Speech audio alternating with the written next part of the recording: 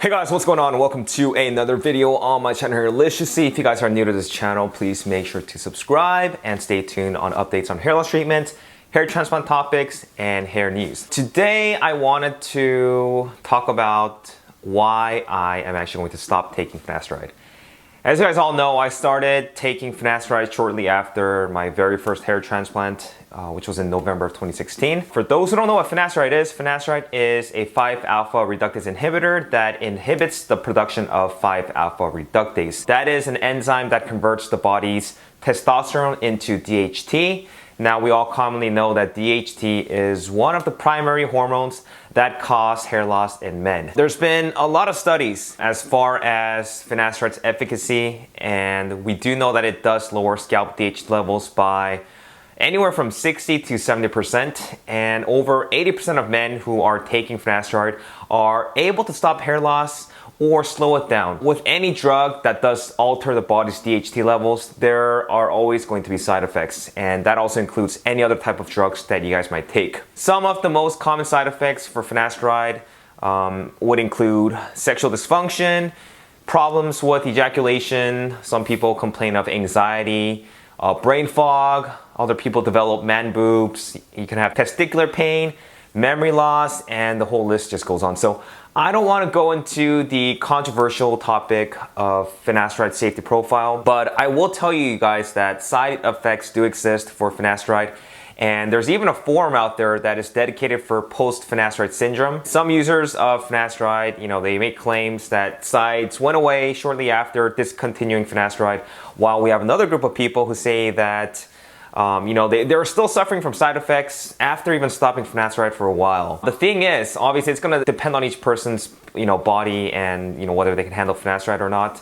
But most users, from my experience, from research that I've done, are not going to experience any side effects. And even if they do experience side effects, they are going to usually disappear after the discontinuation of Finasteride. There are also several scientific studies on Finasteride claiming that Finasteride is a totally safe drug for long-term use, while there's other studies that do indicate that there is a correlation with Finasteride and Alzheimer's, or multiple sclerosis or other types of neurodegenerative diseases. And since it does deal with blocking allopregnanolone and how a long-term deficiency of allopregnanolone can cause neurodegenerative diseases, I don't really want to be in a position where I try to sway people to either take Finasteride or not to take Finasteride. Since I am not a doctor or a scientist, I just like reading about things like this, pertaining to hair loss and hair loss treatments.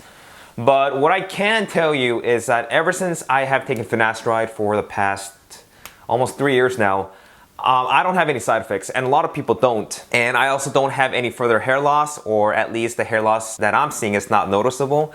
And I don't have any bad experience from taking the drug Finasteride. I believe that the drug does do what it's supposed to do in suppressing hair loss, and it does suppress testosterone from converting to DHT, and for the most part, it should be a relatively safe drug to take.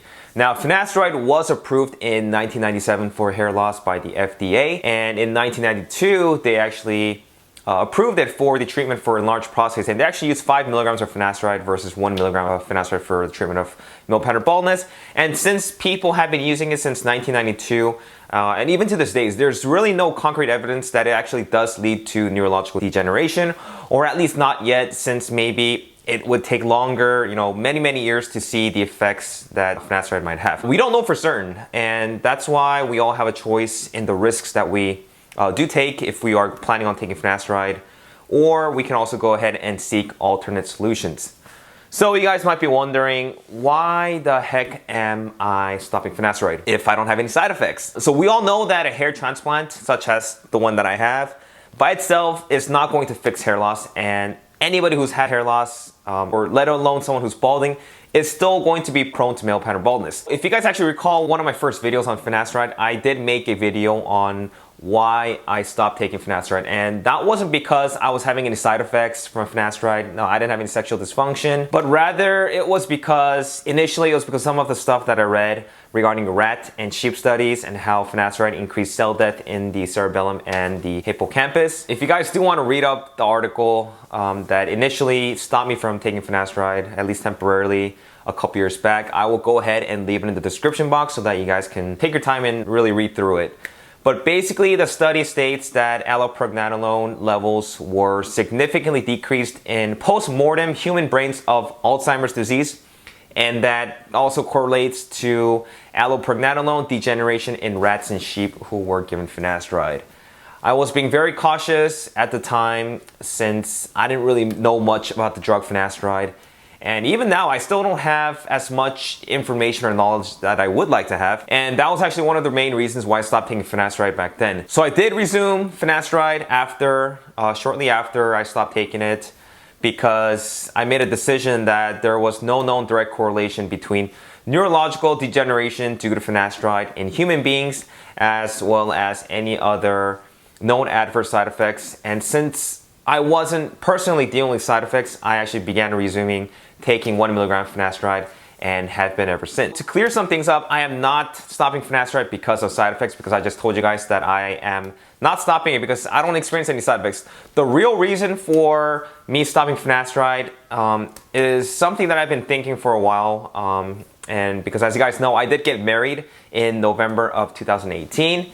And for some time, me and my wife, we've actually been talking about having a child together, and if planning on having kids. My doctor highly suggested that I stop taking finasteride at least for a few months prior to trying to conceive, so that all of the finasteride is going to go ahead and get depleted from my body. On the packaging of finasteride, it does state that because of Propecia or finasteride's ability of type 2 5-alpha reductase inhibitors to inhibit the conversion of testosterone from becoming DHT, finasteride may cause abnormalities of the external genitalia of male fetus of a pregnant woman who receives finasteride. Now, exposure of finasteride is most likely not going to have any risks to pregnancy, but there was a concern for birth defects of male baby sex organs, and since semen does carry traces of finasteride, the specific birth defect that they refer to is hypospadias, which happens when there is absolutely no type 2 5-alpha reductase enzymes in the male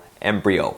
So hypospadias is when the urinary tract of a male fetus, the opening is developed on the underside of the penis rather than at the tip, and this is what happened in male offspring from pregnant rats when they were actually administered a huge dosage of finasteride. So theoretically, it can happen. It is a possibility, but it's highly unlikely since to date there are no known congenital deformities found in humans just because of the fact that somebody did end up taking finasteride. But I'm also not really comfortable with the fact. And so before trying to conceive, this is my main reason why I do want to go ahead and stop taking finasteride, so that it's fully out of my body and that I won't have any risk when it comes to my wife's pregnancy. Now, I don't want to put that risk on my child. And as much as I love hair, the well-being of my child is always going to come first. You guys are thinking, what am I going to be doing now that I stopped finasteride? There's a lot of people that, first of all, don't even respond to finasteride. And second of all, people that do end up responding to finasteride, they are going to continue to lose hair the moment that they stop taking finasteride. So a lot of the concern would be, am I going to continue to bald, and am I going to end up having multiple hair transplants to go ahead and fill in the other areas? The good thing is, in my opinion, I think number one, I don't have a severe type of hair loss, and I really don't think that finasteride is going to drastically result in hair loss in my case. Now, it will for some people, it might not for other people, but I feel like in my case, it's not going to, because I don't really have that severe form of hair loss. And since I really do have good donor zone, there is a possibility of me getting multiple hair transplants later down the road. Now, obviously, the key to slowing down hair loss is to be proactive, and as a result, I have been researching for the past few months on natural ways to combat hair loss using natural products. There's been a lot of people in the same shoes that I've been who have stopped taking finasteride, whether it's temporarily or permanent, since they were considering getting a child and they read about stuff, online regarding genital defects. And there's also people that did end up taking finasteride who did end up having kids, and I actually know a few people and they're totally fine. Their kids came out fine. There was no there's no genital deformities or any other types of issues with that. Or even some of my viewers, you guys are taking finasteride, but you are experiencing side effects, and maybe you guys don't want to take finasteride anymore because you don't want to take that risk anymore.